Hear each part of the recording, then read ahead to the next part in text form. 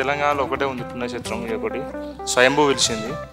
ఒకటి ఏంటంటే రాకుండా ఇబ్బంది, మిడ్మార నీళ్ళు వచ్చి నుంచి దాదాపు ఒక 10 years అవుతుంది. ఇప్పుడు వాటర్ వచ్చి నుంచి వెళ్ళి వచ్చడానికి ఇబ్బంది ఉంది బాగా.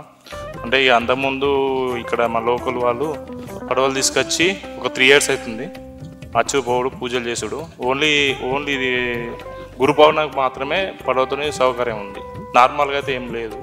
అంటే దత్తాత్రేయ స్వామి వారిని ఎలాంటి కోరికలు కోరుకున్నారు అంటే నెరవేరుతాయని చెప్పి నమ్మకం మీకుందా? నమ్మకం ఉంది. ఒకటి మన దత్తాత్రేయ దగ్గరికి వచ్చి చెట్టు ఉంటాయి, ఒకటి త్రిభుజం యాప చెట్టు ఉంటుంది, అడొకటి మేట్ చెట్టు, యాప చెట్టు 3 రకాలు ఉంటాయి. దాని దగ్గర వచ్చి మొక్కి ముడిపురి కడతారు అన్నాడు. ముడిపి కట్టుకుంటే వాళ్ళు ఏ కోరిక కోరుకుంటే ఆ కోరిక అవుతుంది. అంటే ఆడ ముడుపు కట్టి ఆ స్వామికి భక్తితో మొక్కుంటే నెరవేరుతాయి. మీరు అలాంటి కోరిక కోరుకున్నారా? చాలా అయినాయి, నెరవేరాయి. అప్పుడు ఏమనిపించింది అంటే స్వామి నమ్మకం అనిపించింది.